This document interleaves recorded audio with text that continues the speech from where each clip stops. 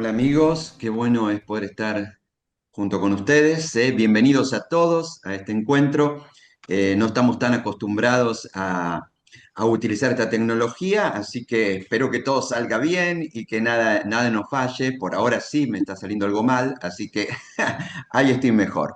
Bienvenidos a todos, a este encuentro, en el cual vamos a hablar acerca de cómo financiar el crecimiento de la iglesia. Todos queremos ver iglesias crecientes, que avancen en el evangelismo, en la incidencia en la ciudad, en la profundidad espiritual, y sin duda que para todas esas cosas hacen falta recursos. Y muchas veces nos encontramos frente a la circunstancia de que sentimos que tenemos grandes sueños que realizar para el Señor, pero no los podemos lograr sencillamente ¿por qué? Porque no tenemos los recursos. Y hoy vamos a hablar acerca de cómo podemos encontrar una manera de conectar todo lo que Dios nos ha dicho con todos los recursos que Él tiene.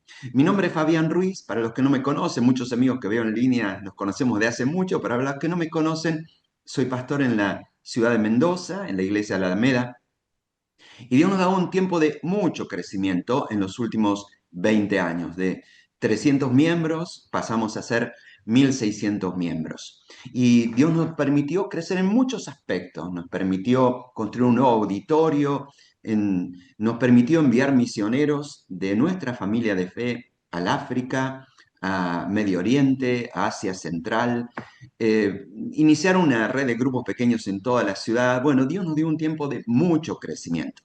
Claro que ese crecimiento requirió recursos, claro que sí. La verdad que hago las cuentas y aproximadamente 6 millones de dólares fue el dinero que básicamente tuvimos que invertir en ampliación del edificio, en envío de misioneros. Y claro, son sumas enormes y uno se pregunta, ¿y cómo? ¿Cómo podría yo conectar mi iglesia a los recursos? Así que de eso quiero hablar durante este tiempo. Quiero decirte que hoy día yo soy pastor de una iglesia con muchas personas, pero también sé lo que es ser pastor de una iglesia con 30 miembros, ¿sí? Donde en la iglesia 3 diezman nada más de los 30 que están. He pasado por muchas etapas pastorales. Y sea cual sea la etapa que te encuentres, sea que tenés una pequeña congregación o que Dios te está desatando un tiempo de crecimiento en tu iglesia y está enviando de a decenas de personas a tu iglesia, gloria a Dios, qué bueno sería que fuera así en cada lugar, sin duda que este tema va a ser un tema importante. Ok, ¿y cómo vamos a sostener con recursos el crecimiento que Dios nos da? Así que me gustaría lanzarme a conversar con ustedes acerca de este tema. En primer lugar, y antes de darte las pistas concretas, me gustaría establecer algunas verdades importantes que necesitamos entender si vamos a destrabar la escasez de recursos en nuestra iglesia.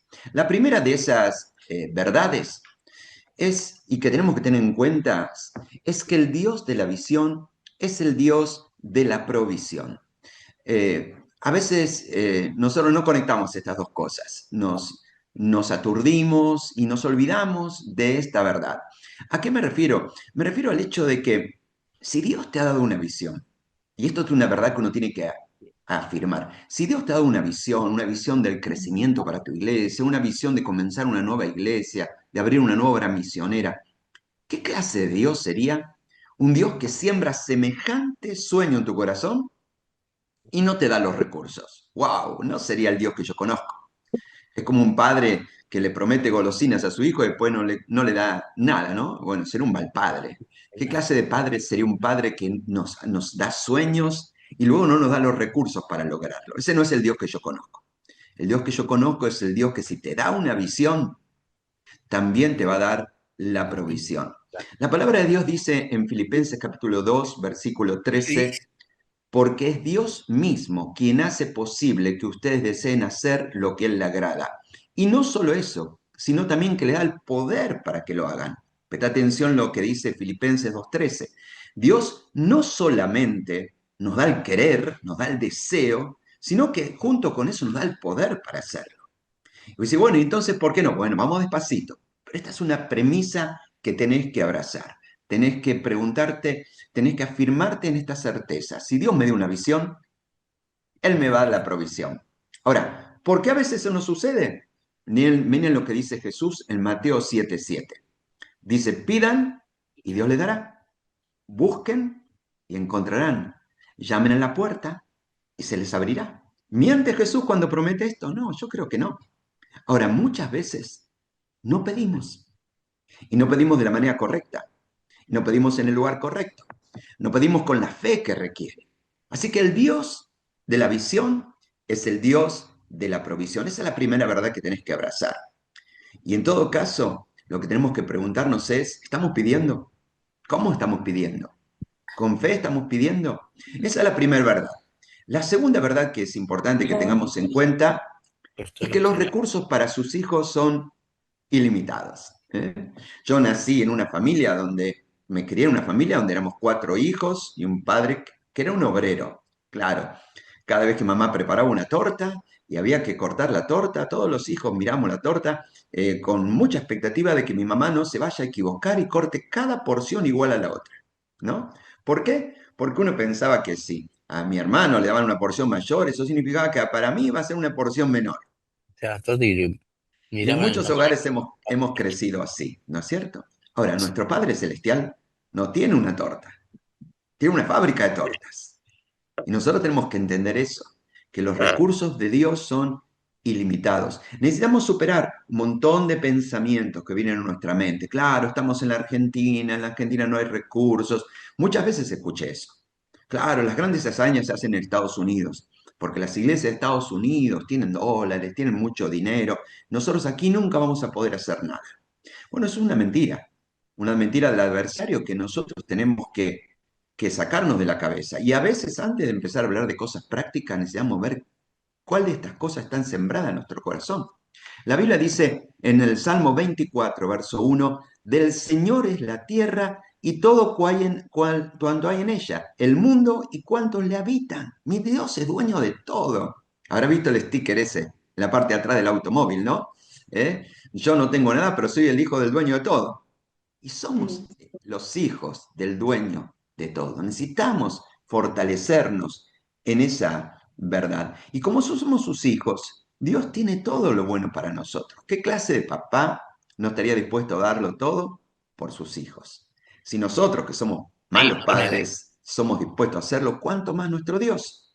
¿No? Dice el Salmo 5:12, porque tú, Señor, bendices a los justos, cual escudos los rodeas de tu voluntad. Y te voy a leer un texto más.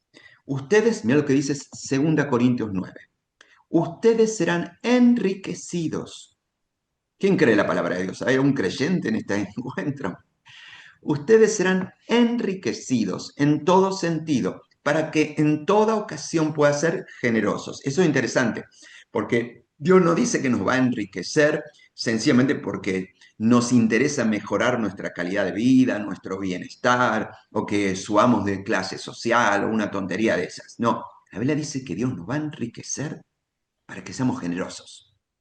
Es decir, para que podamos invertir en el reino de Dios, para que podamos invertir en las personas que necesitan a Dios. Ustedes serán enriquecidos en todo sentido para que en toda ocasión puedan ser generosos, para que por medio de nosotros la generosidad de ustedes resulte en acción de gracias a Dios.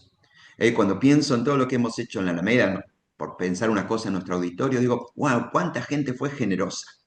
Y ahora ese lugar es un centro de adoración, un lugar donde muchas personas el fin de semana vienen a agradecer a Dios. Y así sucede. Dios nos enriquece para que podamos ser generosos con su obra y a su vez para que esa generosidad provoque que muchas otras personas puedan agradecerle y adorarle. Así que esta es la segunda verdad. La tercera verdad es que los recursos ya están en la iglesia.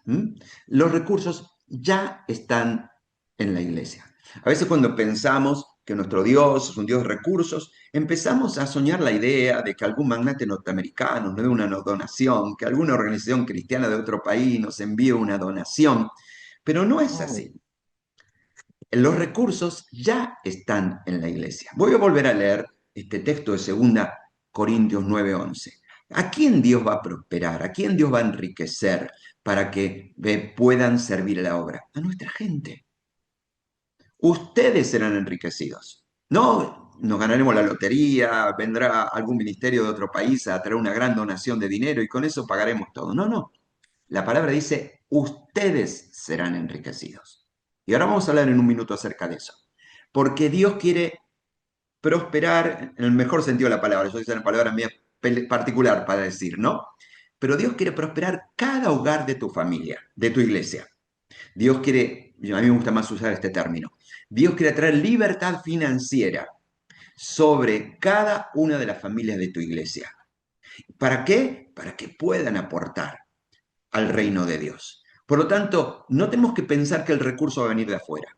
Miremos nuestra iglesia y lo que Dios está haciendo en cada familia de nuestra iglesia, porque Dios va a bendecir cada familia de nuestra iglesia para que a su vez ellos puedan bendecir lo que Dios quiere hacer en nuestra congregación. ¿Cuál es la cuarta verdad que me gustaría que tengamos en cuenta? El problema no es de recursos, sino de fe. Y en un minuto vas a darte cuenta de esto. Cuando hay visión y hay fe, los recursos aparecen. El problema es que a veces no tenemos fe. Y fe no es simplemente un sentimiento. Fe, y lo vamos a ver en un minuto más, es la certeza de algo que no se ve. Es ver lo que Dios puede hacer y comunicarlos de manera tan inspiradora que a todos nos llene de pasión. De eso se trata. El problema no es de recursos. Si voy a decir, nuestra iglesia no le falta dinero, no, a tu iglesia no le falta dinero, o a la mía, nos falta fe. Fe para pedirla, fe para buscar los recursos, fe para prepararnos para recibir esos recursos. Así que esas son las verdades importantes que me gustaría que tengamos en cuenta. La palabra de Dios dice, si ustedes tuvieran fe, Lucas 17:6, una fe tan pequeña como un grano de mostaza, les respondió el Señor, podrían decirle a ese árbol, desarráigate y plántate en el mar, y les obedecería. ¡Wow! Yo creo que, bueno, lograr los recursos que necesitamos para la próxima etapa de la iglesia es más fácil que mover una montaña. Sin embargo, Jesús dice, mira, si tuvieran que mover una montaña, la moverían. El tema no es los recursos, el tema es la fe que la iglesia necesita ejercer para conectar la visión con los recursos. Así que de eso se trata. Por eso cuando queremos ayudar a una iglesia a crecer en su mayordomía, lo que tenemos que hacer es hacerla crecer en su fe. Se trata de creer en Dios. Recuerdan la parábola de los talentos, ¿no? Como termina, Mateo 25:23. El Señor dijo, hiciste bien, siervo bueno y fiel, has sido fiel en lo poco, te pondré a cargo de mucho más, ven a compartir la felicidad de tu Señor. ¿Y qué hizo este buen hombre? Sencillamente se arriesgó, corrió riesgos de fe para lograr, no se quedó, uy, tengo poquito, me tocó una sola moneda y con tal de no perderla la voy a guardar. No, dijo, la voy a arriesgar, voy a dar pasos de fe, porque la fe corre riesgos también. Así que el problema no es un problema de recursos, sino un problema de fe. Así que estas son las premisas con las cuales vamos a conversar a partir de este momento. En la premisa de saber que el Dios de la visión es el Dios de la provisión. Dios no va a darte un sueño si no va a darte los recursos. Aferrate a esa verdad. Segundo, los recursos para sus hijos son ilimitados. Y Dios no tiene problemas en bendecir tu vida y tu iglesia. Y lo tercero, los recursos ya están en la iglesia. No esperemos una ayuda externa. Y cuatro, el problema no es de recursos, sino es un problema de fe. Teniendo en cuenta eso y para aprovechar al máximo nuestro tiempo, me gustaría hablarte de 6 claves. 6 claves para financiar el crecimiento. Y vamos a ir viendo cada una de ellas. ¿Cuáles son estas 6 claves para financiar el crecimiento de la iglesia? La primera es, y ya como te diste cuenta, es visión. De eso se trata, visión. Si querés movilizar a tu iglesia a la generosidad, a la buena mayordomía, lo primero que tenemos que mostrar es una visión. Las personas no se sienten movilizadas a ser generosas, a dar su diezmo, sus ofrendas, a ser buenos mayordomos de los recursos que Dios le dio para la misión, para apagar incendios. Uy, se nos está cayendo el techo de no sé qué, tenemos que hacer una colecta para ponerle puntales para poder sostener. Eh, después de la última campaña, del último evento que hicimos en la iglesia, nos quedó una deuda enorme, así que ahora estamos haciendo una campaña para juntar dinero, para tapar la deuda que nos quedó del último evento que realizamos. Esa clase de llamados a la generosidad no suelen tener mucho efecto, porque a la gente no le interesa dar para resolver problemas, para mantener problemas. La gente da cuando les muestran una visión de algo que los entusiasma, de algo que los inspira.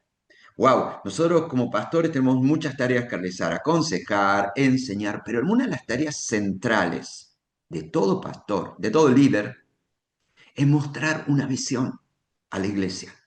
Una visión no de lo que es, de lo que podría ser si le creyéramos a Dios.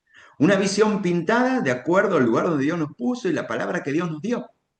Pero una visión que cuando nuestra gente la escuche diga, wow, yo daría mi vida por esto. Por eso la clave número uno es visión. Entonces, estamos presentando una visión apasionada de lo que nuestra iglesia podría hacer a nuestra gente en este tiempo. O sencillamente estamos pidiendo que dé, que colabore, que ofrende, que diezme, solamente para pagar gastos. Y pagar gastos no entusiasma a nadie, pero una visión sí lo hace.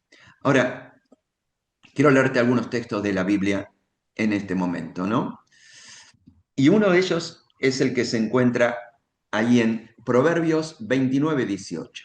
Dice, donde no hay visión, el pueblo se desenfrena, ¿no? Si no tenemos visión, nuestro pueblo, nuestra iglesia, no va a encontrar el camino. Así que, amigo líder, pastor, si es necesario, tomate un tiempo, hacer un retiro espiritual, personal, subir la montaña. Yo soy de Mendoza, así que podemos subir a la montaña, si no, cada uno busque algún lugar bonito, a solas con Dios y decirle, Dios, mostrame cuál es tu visión para lo que vas a hacer en el futuro de nuestra iglesia. Si usted como líder, como pastor, no tiene idea a dónde van, es muy difícil que logre encontrar que Dios alinee los recursos si no tenés una visión de lo que Dios puede hacer. Esa visión, es que la fe nace de eso. Miren lo que dice Romanos 10:17.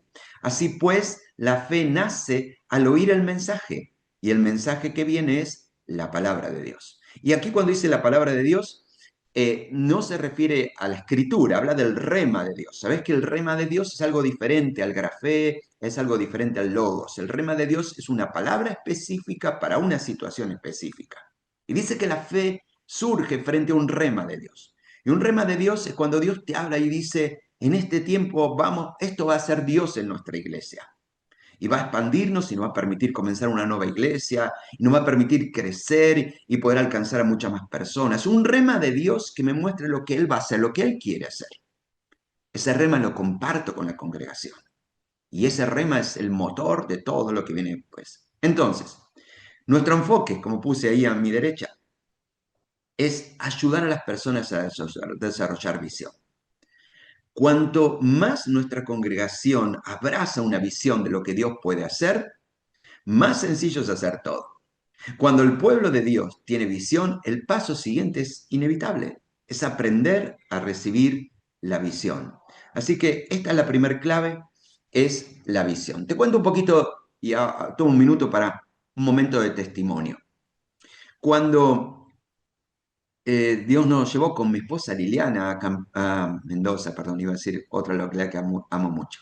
Cuando Dios nos llevó a Mendoza, pronto Dios nos dio una visión. Nos dio la visión de que esa iglesia estaba lista para crecer de una manera que no lo hacía desde hace mucho tiempo, mucho tiempo. Ahora, esa fue la visión que teníamos, una familia grande, una familia grande. Una de las primeras decisiones que tomamos fue llamar a otro pastor más para que se sume al equipo pastoral. Un pastor que nos ayude a poder poner en marcha toda la red de grupos pequeños para contener a todas las personas. Ahora, quiero decirte algo. Nosotros llamamos a un pastor para que se sume para hacer esa tarea, antes de que el crecimiento suceda. Es más, en ese momento las finanzas de la iglesia no es que estaban de la mejor manera. Probablemente alguien sensato hubiera dicho, pastor, apenas tenemos para pagar el sueldo a usted. Sin embargo, nos animamos a invitar a otro pastor a asumir, sostener a otro pastor a tiempo completo de nuestro equipo pastoral, no porque tuviéramos los recursos, sino porque creímos que Dios iba a hacer lo que dijo, porque creímos que Dios iba a traer los recursos. Y cuando Dios te da un rema, y no es un capricho, es un rema de Dios. Dios es fiel. Lo que Él suelta, Él lo cumple.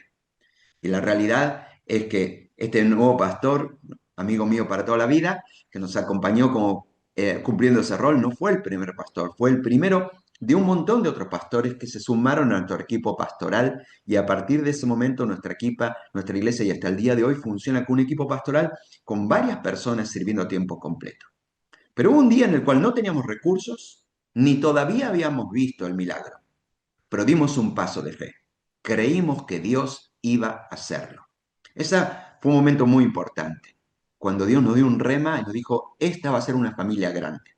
Luego Dios nos dio otro rema, y ese rema es una casa grande para una familia grande.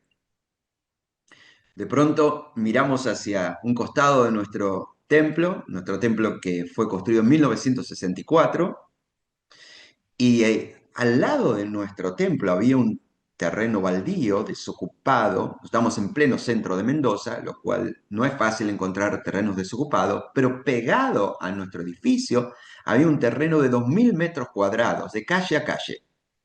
Y cuando lo vimos dijimos, wow, si Dios va a tener una familia grande, necesita una casa grande. Y empezamos a visionar un nuevo auditorio con capacidad para muchísimas más personas, ¿no?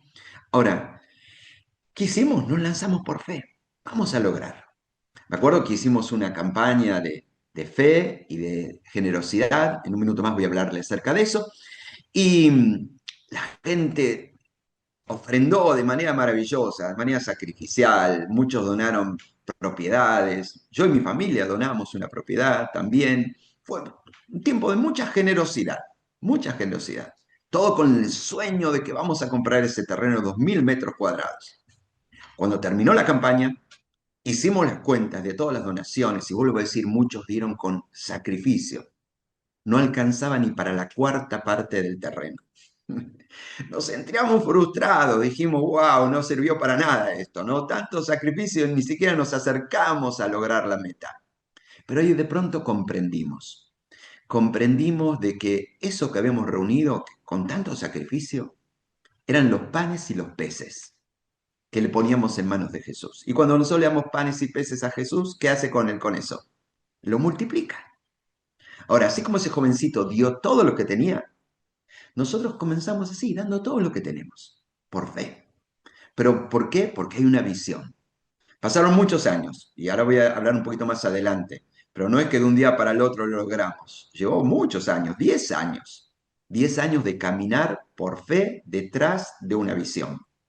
Ahora, esa es la primer clave que quiero compartir con vos. La primer clave para poder desatar el crecimiento, el financiar el crecimiento, es una visión, un rema de Dios, un rema de lo que Dios va a hacer, que inspire a tu iglesia para lo que va a suceder. Así que 6 claves. Ya dijimos una, visión. ¿Cuál sería la siguiente? La siguiente es libertad. Y cuando hablo de libertad financiera y de la libertad que nuestra congregación necesita tener. Ya dije que los recursos están en la iglesia. No esperemos que venga un donante externo. Los recursos están en la iglesia. Ahora, ¿cómo la iglesia va a ofrendar generosamente si está en esclavitud financiera? No puede. Si nuestra gente está endeudada, si nuestra gente con tal de agradar a este mundo consume cosas innecesarias solamente para tener estatus, si nuestra gente no es previsora y no ha guardado y no ha ahorrado como la Biblia enseña, bueno, ahora vamos a ver un montón de cosas que tienen que ver con la libertad financiera. Pero lo que quiero decirte es que si en cada hogar de nuestra iglesia no hay libertad financiera, difícilmente pueda la iglesia tener recursos para lo que necesita hacer. Por eso la segunda clave es invertir lo que haya que invertir para ayudar a nuestra gente, a los jóvenes, a los matrimonios recién casados, a los matrimonios cuya hija, señorita, está por cumplir 15 años y están en punto de hipotecarse para pagar el 15, a los adultos que ya tienen el tramo final y deberían conocer la ley de jubilación, por lo menos cómo funciona, para no terminar con la mínima. Tenemos que enseñarle desde los jóvenes hasta los mayores cómo encontrar su libertad financiera.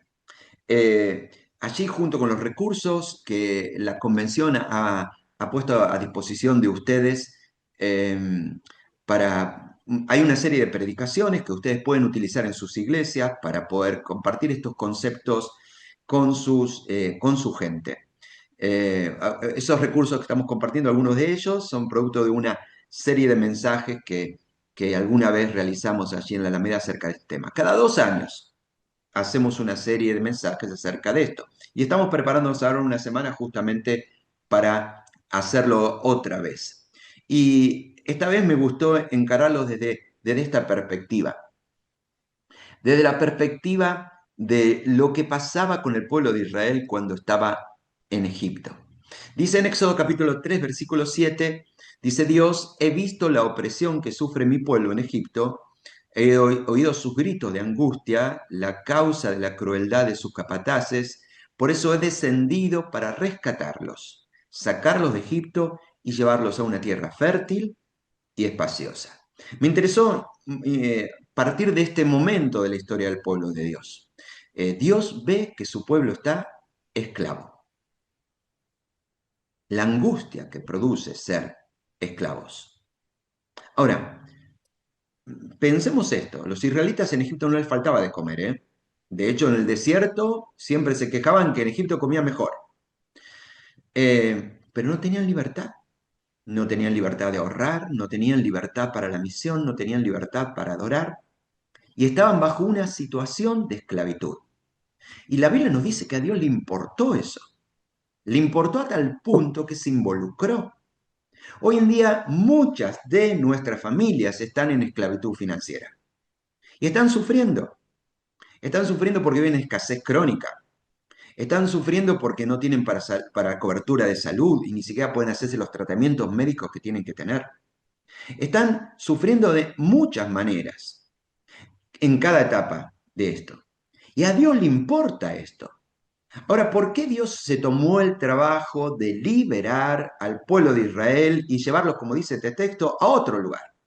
De la esclavitud a una tierra de oportunidades. ¿Por qué? Porque sencillamente a Dios le gustaba que su pueblo goce de mejor estándar de vida. No necesariamente. Aunque a Dios le encanta que tengamos bienestar, Dios puede eventualmente hacernos cumplir nuestra misión de vida en una situación de escasez. Eso no es el punto. Si no, pregúntenle al apóstol Pablo en la cárcel si la pasaba bien. Pero el punto es este. Dios decide sacar a su pueblo de la esclavitud y llevarlo a una tierra fértil y espaciosa. ¿Por qué? Por una sola razón. Porque en ese lugar no iban a poder cumplir la misión para la cual fueron elegidos. Así de sencillo. Y Dios quiere sacar de la esclavitud a nuestra gente. ¿Por qué? Porque mientras sigan esclavos financieramente, no van a poder servir a la misión para la cual Dios tiene para nosotros. Si una familia está endeudada porque no tiene un desorden financiero, ¿qué puede colaborar en la iglesia? Si un matrimonio joven, que les pasa mucho a los matrimonios recién casados de este tiempo, pretende vivir un estándar de vida por encima de sus ingresos, solamente para competir con sus amigos, porque ellos tienen un departamento mejor, porque compraron un auto mejor, entonces se ponen a vivir en un estándar de vida por encima de sus ingresos. Yo te voy a decir lo que va a pasar. Lo que va a pasar que es esa parejita joven va a buscar otro trabajo más para poder sostener ese estándar de vida. Y entonces, ¿qué va a hacer? Se va a acercar al pastor y le va a decir, pastor, mire, le quiero contar que a partir de la semana que viene no voy a poder más servir el domingo en la iglesia. ¿Por qué? Y porque ahora tengo otro trabajo. Y aunque no lo parezca, todo eso que acabo de escribir es esclavitud. Y cada vez que nosotros pretendemos vivir por encima de nuestro nivel de ingreso para agradar a otra gente o para compararnos con otra persona, eso también es esclavitud. Las deudas es esclavitud, los gastos compulsivos son esclavitud y el efecto final de la esclavitud financiera es que por H o por B, después los recursos para la misión no están. No puedo ofrendar, no puedo diezmar, no puedo servir el domingo, no puedo hacerlo. Mientras nuestra iglesia esté en esclavitud financiera, no va a poder servir al reino de Dios. La palabra de Dios dice en Gálatas 5:1, Cristo nos liberó para que vivamos sin libertad. Por lo tanto, manténganse firmes y no se sometan nuevamente al yugo de esclavitud. Y si bien en el contexto de Gálatas eso habla acerca del legalismo, de la ley mosaica, yo quisiera expandir ese concepto y decir a ningún tipo de esclavitud. Y nosotros necesitamos ayudar a cada familia a encontrar libertad. Ahora, ¿por qué le pasa esto a nuestra gente? ¿Porque son malas personas? No, no. Como dice Oseas, capítulo 4, versículo 6, lo tienen ahí en pantalla también. Mi pueblo fue destruido porque le faltó conocimiento. ¿Quién le enseñó a nuestra gente acerca de libertad financiera? ¿Quién le enseñó acerca de cómo ser más productivo? ¿Quién le enseñó acerca de cómo controlar sus gastos, acerca del impacto y la importancia de ahorrar? Y mucha de nuestra gente, nadie le enseñó esto. No hubo un padre que les enseñó, no lo ¿Mm? saben. A veces me llama la atención que viene un matrimonio jovencito y me dice, pastor, estoy en problemas, tengo una deuda enorme con la tarjeta de crédito. ¿Cómo caíste en eso?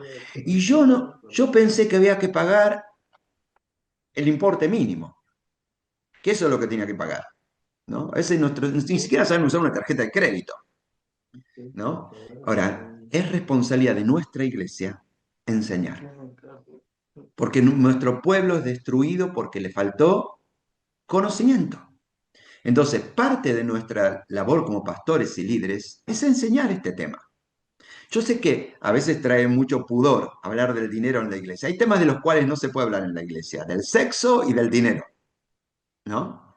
Me acuerdo que una vez hicimos una serie en la Alameda llamaba Puro Sexo, así se llamaba, o sexo puro, digámoslo de otra manera, ¿no? Hay gente que decidió no asistir a la iglesia durante todo ese mes, solamente porque decía, no puede ser que en la iglesia hablen de eso. Y a veces tenemos nosotros pudor de hablar de dinero también. Curiosamente, fíjense qué curioso, sexo y dinero son los dos ídolos de nuestro tiempo. Y pareciera que de eso no se puede hablar, y cuando hay que hablar. Y necesitamos hablar de este tema. Yo me acuerdo cuando era pequeño que mi pastor, un pastor al cual amé y admiré tremendamente, cada vez que había que hablar de este tema, invitaba a un pastor de otra iglesia que venga a hablar. ¿Por qué? Porque él tenía miedo que si él hablaba acerca del dinero, algún hermano malinterprete que lo que estaba pidiendo era un aumento de sueldo. Bueno, no tenemos que tener miedo a hablar de este tema. Necesitamos enseñar.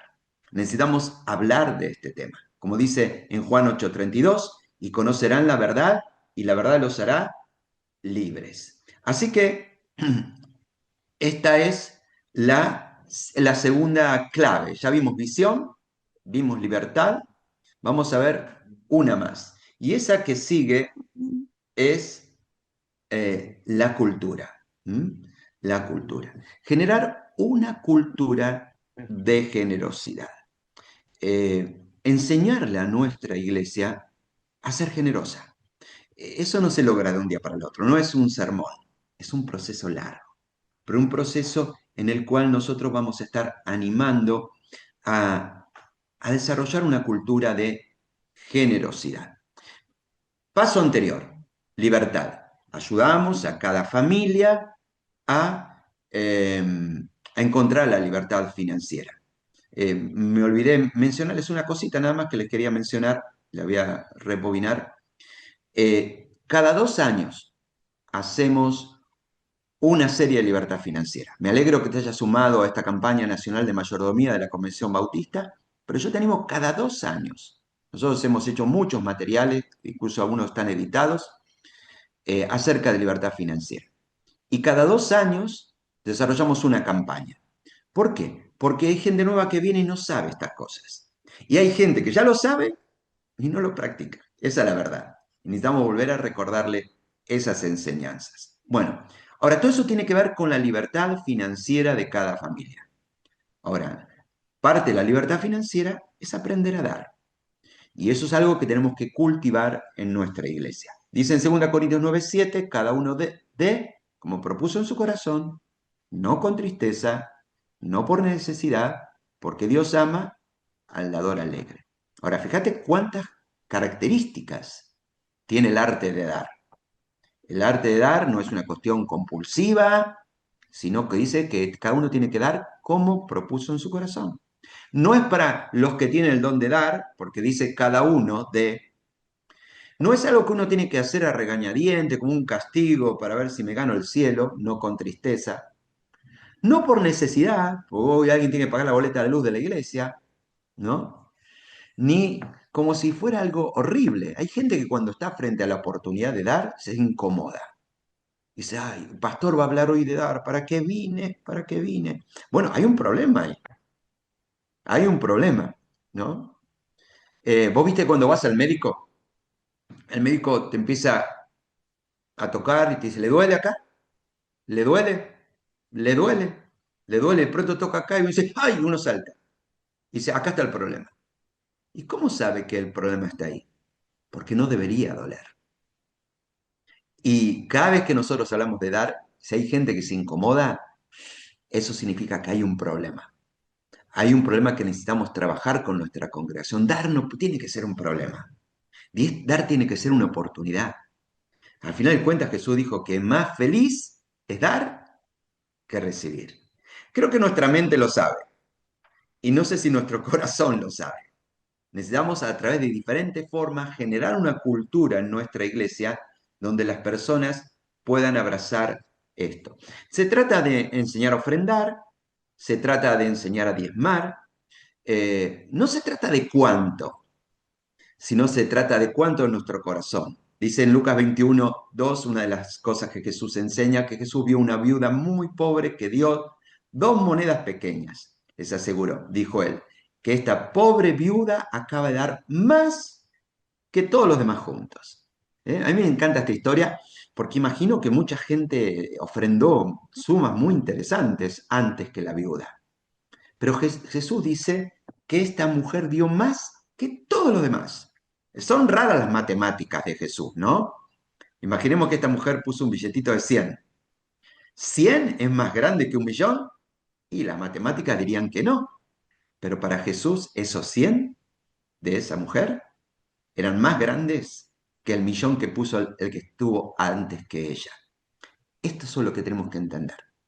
No se trata de cuánto dinero, se trata de cuánto de nosotros está en juego en esto. Nuestra tarea es enseñar a la gente a ofrendar y enseñar a diezmar. Estamos en un problema, ¿no? Porque todo este tema de las redes sociales provoca que haya un montón de influencers, opinólogos ahí hablando por todas partes, y hoy hay un montón de gente en las redes hablando de que el diezmo es del Antiguo Testamento, que si el pastor te habla del diezmo es porque debe ser un mal pastor y un hereje y una cosa así. Bueno, en las redes encontramos de todo, ¿no es cierto? De todo, de todo. Nosotros necesitamos que volver a enseñar en todo caso, bueno. Tendremos que volver a enseñar por qué el diezmo es tan importante en nuestra libertad financiera. Quizás necesitamos ser creativos en volver a explicar de qué se trata. Hace tiempo me gustó presentarlo de esta manera, ¿no? El Sí, te diezmo funciona. es Sí. un acto de adoración. Es práctico. Vamos a pedir que los que tienen el Eh, micrófono prendido lo Más paguen. práctico el de pie. A ver si los que tienen el micrófono prendido lo pagan. Gracias. Bien, porque hay gente que dice, bueno, ¿y para qué Dios quiere mi dinero?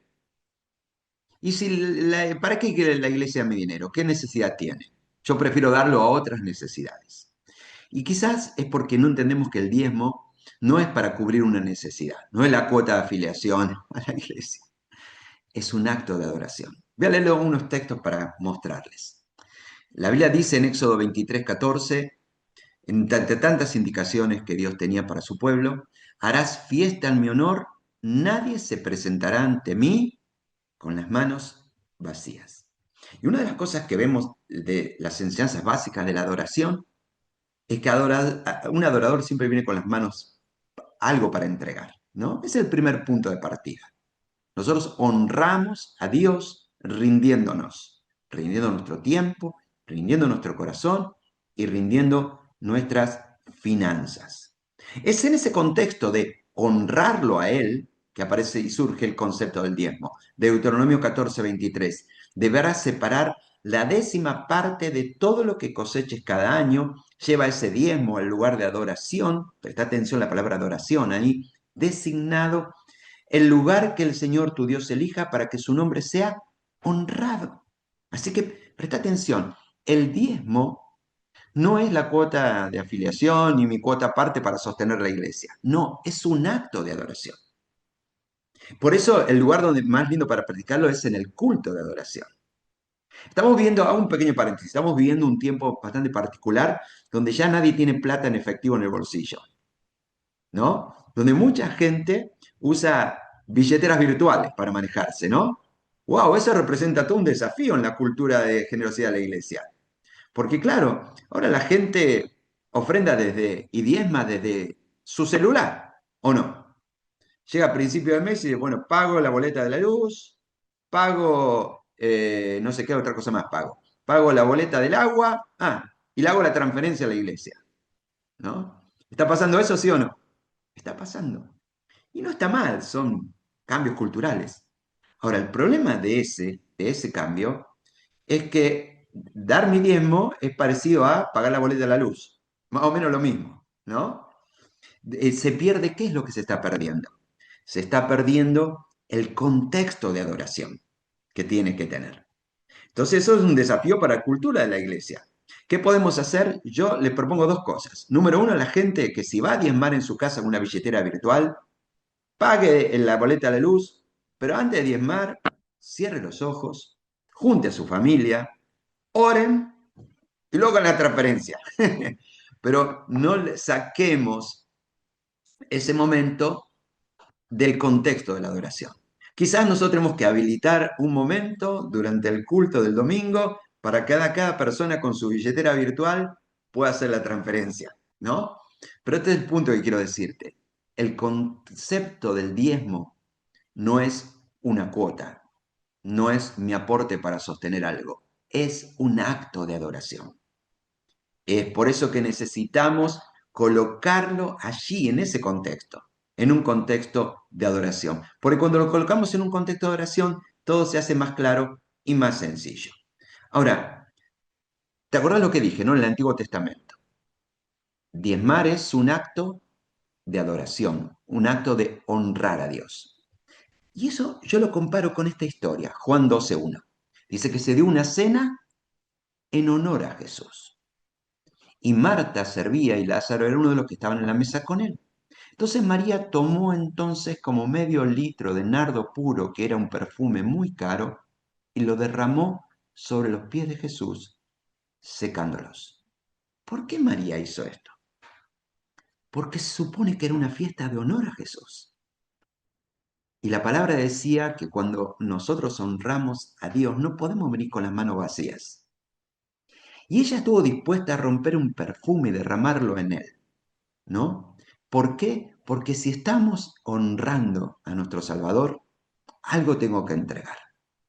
Si nosotros logramos enseñar a la gente este concepto de amar, ofrendar, siempre va a ser mucho más sencillo.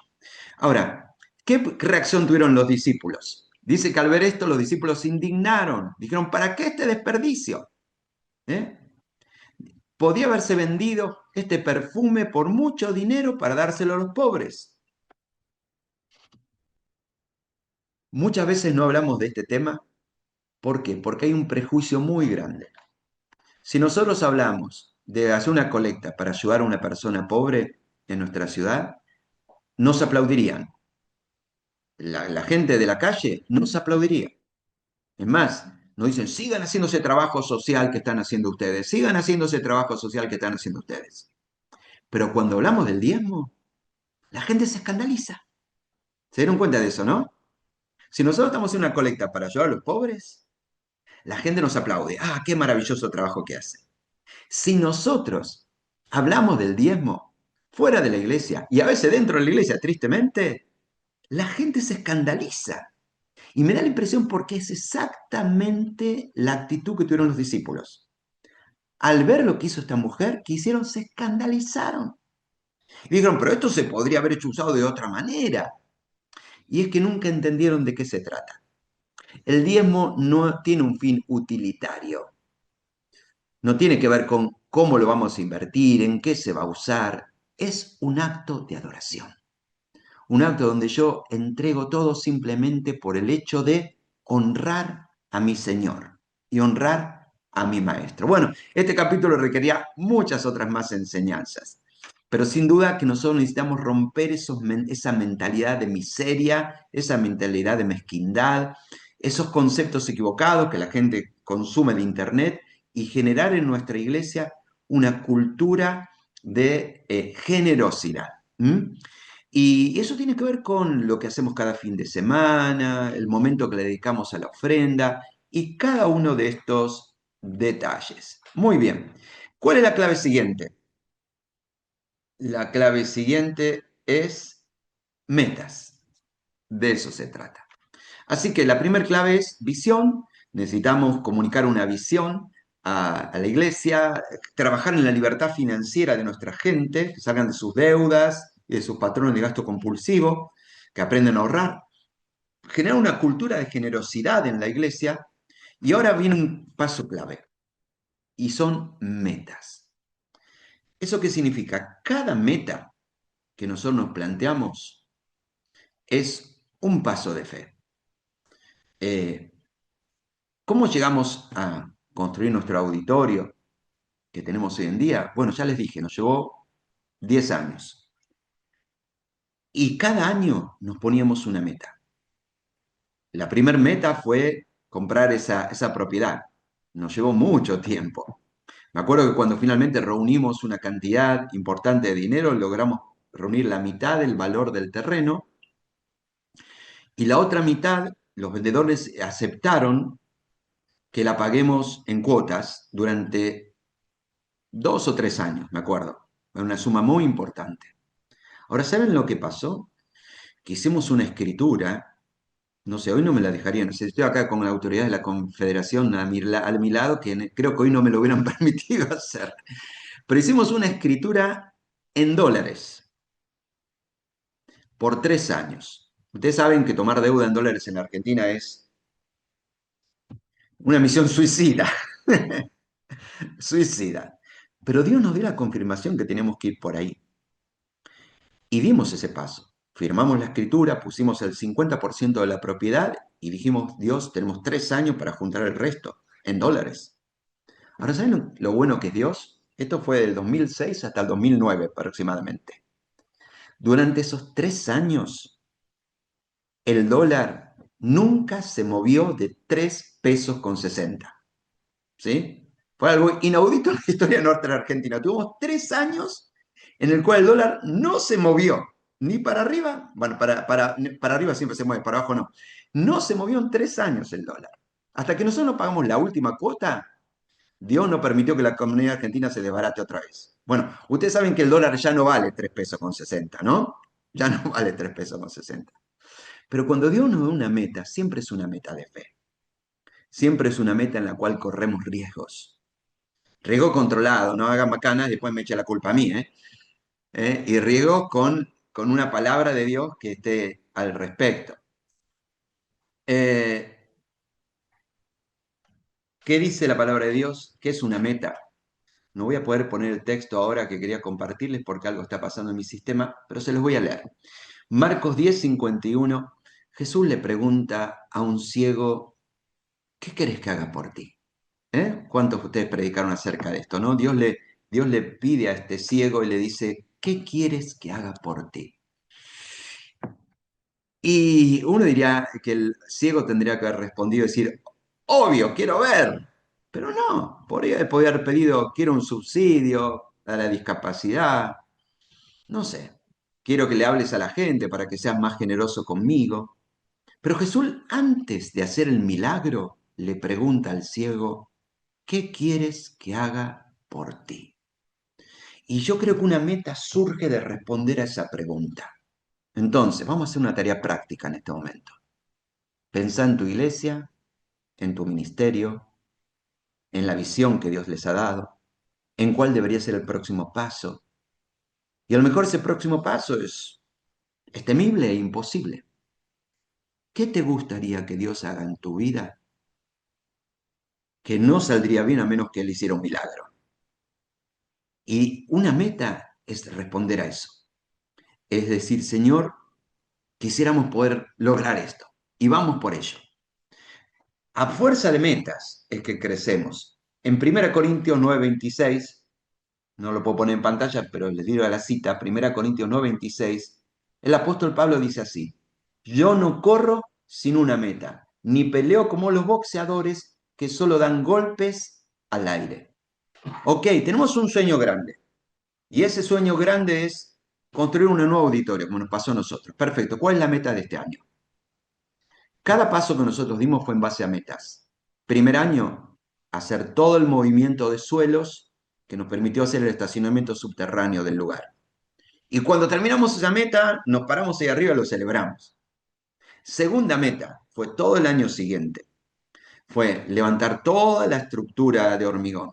Y cuando la terminamos, nos paramos ahí arriba y lo celebramos. La tercer meta fue colocar todo el techo.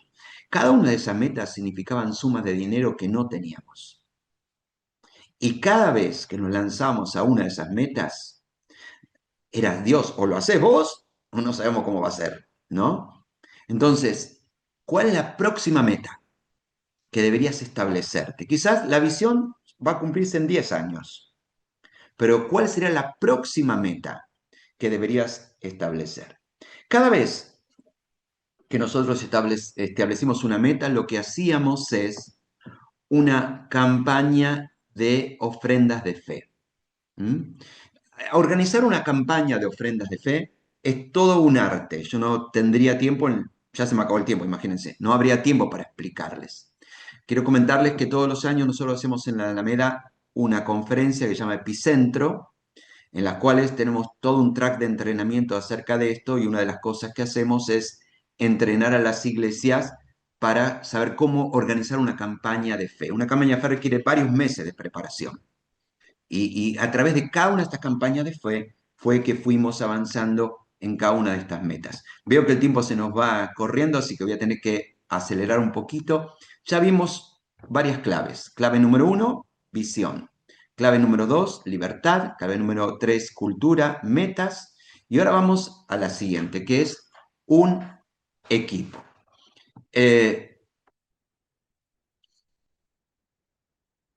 Llevar adelante las finanzas de la iglesia no debería ser una tarea que haga el pastor. Y cuanto antes, pastor, si lo estás haciendo, deberías delegarle a alguien más. Yo he sido llamado a predicar el Evangelio. Esa es mi tarea como pastor. Dios tiene otros dones y otros hermanos a quienes va a capacitar para llevar a cabo esta tarea. Dentro de la lista de dones que aparecen en la Biblia, 1 Corintios capítulo 12, versículo 28, dice: en la iglesia Dios ha puesto los que administran. Y estamos los pastores, que somos los que predicamos, los que enseñamos, los que ministramos espiritualmente. Necesitamos entender que así como tenemos diferentes equipos en la iglesia, clave para liberar los recursos para la obra es que tengamos un equipo de administración financiera en cada iglesia y que no sea el pastor. Yo le digo a la gente que viene a nuestra iglesia: yo no administro el dinero. Ahora, ¿por qué es tan importante esto? Número uno, porque hay gente que tiene el talento específico para hacer esto. Y es importante que lo deleguemos y confiemos en estas personas. Otra de las razones importantes por las cuales necesitamos tener un equipo de finanzas es porque necesitamos generar un clima de absoluta transparencia en el manejo de las finanzas. Voy a leer esta frase que puse a mi lado. Y dice: la falta de confianza, la razón número uno por la que los recursos de Dios no se liberan. Y digamos la verdad, digamos que cuando la gente escucha de que el pastor es el que administra el dinero, eso no genera confianza. El hecho de que nosotros podamos delegar en un equipo específico de personas que tienen el don para hacerlo, eso genera confianza. Genera confianza que este equipo además esté entrenado para hacer la tarea que tiene que realizar. Yo sé que a veces decimos, pastor, ¿y a quién le voy a delegar? No tengo nadie confiable en quien poder delegar esta tarea. Bueno, hay que entrenarla a esa persona, ¿no es cierto? Ahora, una de las cosas que necesita hacer este equipo es entender qué es un equipo de finanzas. Bueno, alguien me pregunta acá en línea, ya que veo la pregunta, la voy a contestar. ¿Cómo identificamos a la persona que tiene ese don? Bueno, en primer lugar, tiene que ser una persona generosa y una persona que en su propia vida encarna la libertad financiera. No vamos a poner de administrar a la iglesia a alguien que no administra su propia vida, que no administra sus propias finanzas personales. Tiene que ser una persona que tenga libertad financiera, es decir, que aprenda los conceptos financieros básicos de vivir de acuerdo a sus ingresos, que sepa ahorrar y por supuesto que sea generoso, ¿no? Alguien muy generoso. Si ponemos una persona mezquina en ese lugar, vamos a tener problemas, ¿eh? Vamos a tener problemas. Ahora, necesitamos entrenar a ese grupo de personas. ¿Entrenarlas para qué? Para que den todos los reportes financieros que la iglesia necesita. Si tenés una iglesia con 40 miembros, no es lo mismo que una iglesia con 100 miembros, una iglesia con 1000 miembros. Habrán diferentes maneras de hacerlo. Pero cuanto más transparentes seamos en nuestras finanzas, más personas van a ofrendar, ¿no? Y este equipo tiene que asegurarse de esto, asegurarse que la administración de los recursos de la iglesia va a ser hecho con honestidad y con capacidad. Y cuanto más honesto y capaz es el equipo de finanzas de nuestra iglesia, más personas van a sentirse en libertad de poder hacerlo. Pastor, si no tenés un equipo de finanzas, no va a suceder de un día para el otro, pero ponete la meta de empezar a formarlo. Identificar a las personas, llevarlo a entrenamientos donde lo puedan entrenar. Un equipo de finanzas no es una tesorería, es algo diferente. Una tesorería es alguien que simplemente registra ingresos y egresos. En nuestro equipo de finanzas, en Alameda, tiene un propósito muy importante y es asegurarse que todos los propósitos de la iglesia tengan todos los recursos que necesitan para todo lo que Dios les mostró. ¿Mm? Un equipo de finanzas no es quien toma decisiones acerca de cómo se utilizan los recursos. Quienes deciden cómo, los recursos son los que dirigen los ministerios. El equipo de finanzas se asegura de que todos los ministerios tengan todos los recursos que necesitan para todo aquello que Dios les mostró. No está por encima de los ministerios, está por debajo de los ministerios sosteniendo a los misioneros. Lo digo porque en la historia de las iglesias conocemos a tesoreros que creen que son los que dirigen toda la iglesia, ¿no es cierto? No, ese no es el rol. Al contrario, estamos hablando de un equipo que está al servicio de los demás diferentes equipos de la iglesia. Bueno, si duramos más tiempo, hablaríamos un poquito más de eso. Pero esto es una clave. Y aprovechar los próximos entrenamientos Zoom que vamos a hacer desde la Confederación Evangélica Bautista, porque probablemente en algunos de ellos van a recibir herramientas más precisas acerca de cómo organizar el equipo de finanzas de tu iglesia. Voy a hablar el último punto y ya terminamos, que es modelar. Eh, Tener una visión inspiradora es fundamental. Ayudar a la gente a encontrar libertad financiera también. Ir desarrollando una cultura de generosidad en nuestra iglesia, enseñar del diezmo y todas esas cosas, fundamental. Dar pasos a través de metas de fe imposibles, también. Formar el equipo de finanzas, importantísimo. Pero lo más importante es tu ejemplo. Es así. La gente ve lo que hacemos, no lo que decimos. Y se pregunta qué es lo que nosotros estamos haciendo. Filipenses 3:17. Hermanos, dice Pablo, sigan todos mi ejemplo y fíjense en los que se comportan conforme al modelo que les he dado. Eh, en el reino de Dios crecemos por imitación y nosotros no podemos invitar a la iglesia, yo como pastor, a la libertad financiera si yo no la tengo. Y no puedo invitar a la iglesia a la generosidad si yo no soy generoso. Yo tengo que ser el primero en modelar todas estas cosas que estamos diciendo. Hubo temporadas en la vida de la Alameda donde yo y mi familia, Lili y yo y mis hijos, no dábamos el diezmo. Dábamos dos veces nuestro diezmo. Y a veces hasta dos veces y media nuestro diezmo. Y eso significó que mucha gente de nuestra iglesia hizo lo mismo. Y estuvo dispuesta a dar dos veces su diezmo. Ahora, por la visión que nos inspiraba, por la libertad que Dios nos daba, pero entre otras cosas, porque quienes estábamos al frente, no solamente yo, sino el equipo pastoral, los líderes, éramos los primeros que nos mojábamos los pies. ¿Saben a qué me refiero, no? Cuando el pueblo de Dios cruzó el Jordán, los primeros que tuvieron que mojarse los pies, ¿quién eran? Los sacerdotes. Y los primeros que tienen que modelar la generosidad somos nosotros. Recuerdo que en cierta oportunidad estábamos frente a una de estas metas de fe, no me acuerdo en cuál etapa, y en mi familia en particular no estábamos muy holgados, al contrario, estábamos muy complicados, yo tenía mi casa a medio terminar, un desastre, y el poco dinero que tenía más o menos disponible ya lo tenía separado para hacer el piso de la cochera de mi casa. Sí, sí, mi auto subía arriba de la tierra, toda la cochera de la tierra, era un desastre y había que hacer la entrada. Y como a mi esposa no le gusta mucho el cemento, la convencí de al menos poner esos ladrillos modernos que uno pone hoy en día y crece el pasto dentro de los ladrillos. No sé si ubican de qué estoy hablando, ¿no? Entonces ahí la convencí de que podemos hacer la entrada y mantener el aspecto rústico. Pero claro, esos ladrillos, la cantidad de metros cuadrados que había era un dineral. Así que decidí hacer una cosa. Decidí comprar un ladrillo de esos. No sé si los ubicas, un ladrillo con forma, ahí está, una forma así, del cual uno pone el piso y después crece el pasto de adentro. Bueno, compré un ladrillo. ¿Y qué hice? Fabriqué un molde de madera en base a ese ladrillo que compré. Y comencé a fabricar mis propios ladrillos. Sí, a la mañana, antes de ir a las oficinas de la iglesia, hacía mezcla, llenaba el molde, a la noche cuando volvía lo desmoldaba y hacía otro, hacía a razón de dos ladrillos por día. Y un día me paré delante de la iglesia y le mostré uno de mis ladrillos.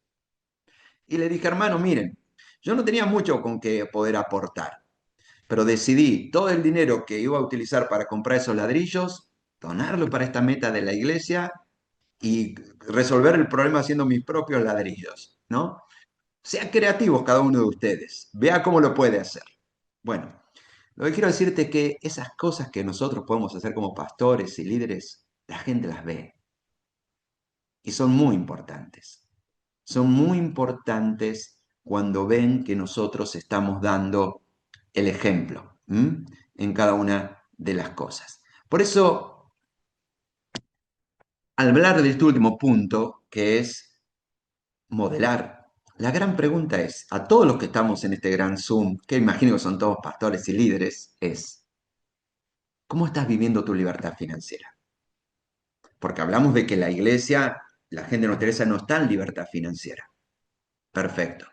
¿Estás endeudado? ¿Tenés ahorros? ¿Tenés al menos un mes de sueldo ahorrado por contingencias? Preguntémonos, ¿cómo estoy yo de libertad financiera? Y yo quiero decirte algo, que a veces no es solamente los miembros de la iglesia que están en esclavitud financiera, son los líderes y más, son los pastores. Así que primero empecemos por nosotros, nuestra propia batalla para encontrar nuestra libertad financiera y para modelar con nuestra vida todo lo demás.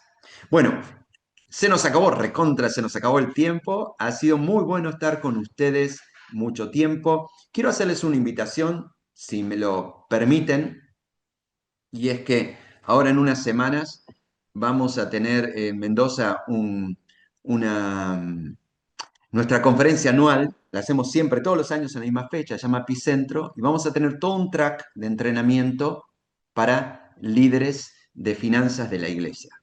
Así que si les sirve y les es útil, estamos para servirles. Ahí yo les puse un QR, si ustedes lo quieren utilizar, y un enlace corto que es igle.ar+info. Sencillamente si les interesa saber más acerca de esta conferencia o si hay alguna otra manera, al margen de la conferencia, en la cual les podamos ayudar, sencillamente entren a ese lugar, déjenos sus datos de contacto y con todo gusto nos vamos a poner al servicio de ustedes. Y no dejen de aprovechar cada uno de estas talleres que está organizando la Confederación Evangélica Bautista. La verdad es que el equipo de mayordomía de nuestra confederación ha preparado esto con mucho cariño, con mucho amor y espero que lo disfruten todos. Que Dios les bendiga mucho.